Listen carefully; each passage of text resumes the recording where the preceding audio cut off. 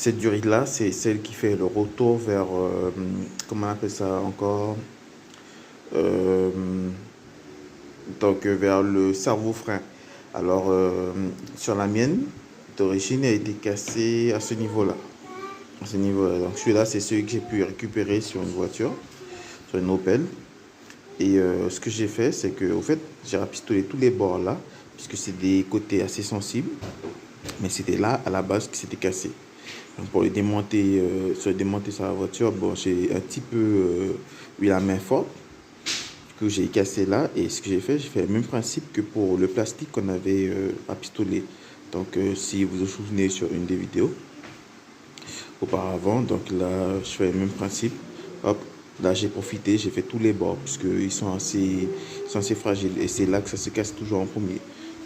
Donc là, j'ai rapistolé là, j'en ai profité là, là, là aussi. Et la partie le plus concernée, donc ici. Ok, ben ce qu'on va faire, c'est qu'on va se retrouver pour le montage sur la voiture. Donc voilà, une fois avoir rapistolé la durite qui fait le retour vers le cerveau-frein, eh ben là, on va procéder à son installation sur le véhicule. Voilà, donc au final, j'ai mis du scotch isolant sur les bords et puis là, on va aller l'installer sur le véhicule. Allez, à tout à l'heure. Alors là, on va attaquer, on est sur le véhicule, on va attaquer le retour du cerveau-frein. Donc la durée de retour au cerveau-frein qui était abîmée sur la première partie. Donc celle qui part d'ici et qui va directement là. Donc ce qu'il faut faire pour plus de confort, enlever la batterie. Enlever la batterie, son socle, enlever-le complètement. Équipez-vous, oui. Qu'est-ce qu'il y a? T'as vu les chats? Eh ben, va dire coucou au chat. Et tu touches pas. D'accord? Alors, vous prenez ça. Et il se trouve juste là. Vous voyez? Là. Voilà.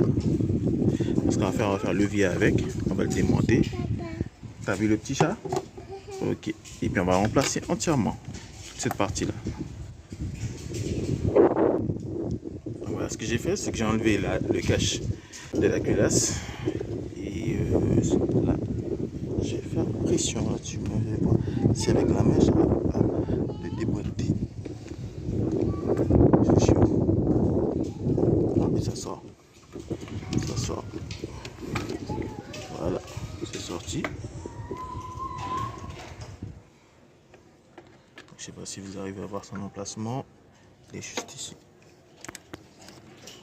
Juste là. Voilà. Un petit coup. Hop. Je l'ai enlevé de là puisque j'avais mis un riselant avec une nouvelle durite. Mais je pense pas qu'elle aurait tenu le coup. Je vais enlever ça. On se retrouve. Donc voilà, maintenant que j'ai enlevé le riselant, tout ça, j'ai quand même forcé dessus quand même.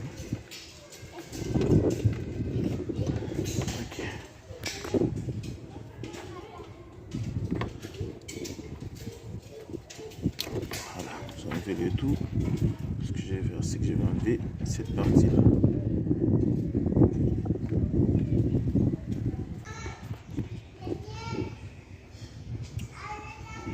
Ok, donc réinstallation en fait.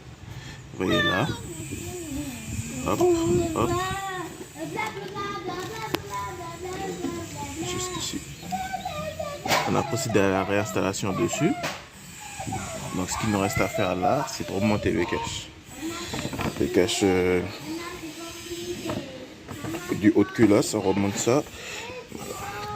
Il a tendance à se barrer à chaque fois, ce genre de petits coussinets là. Donc on les remet en place. Ici.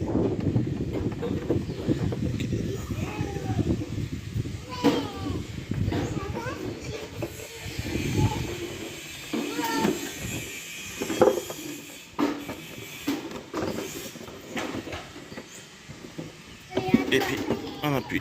Voilà. C'est mis en place.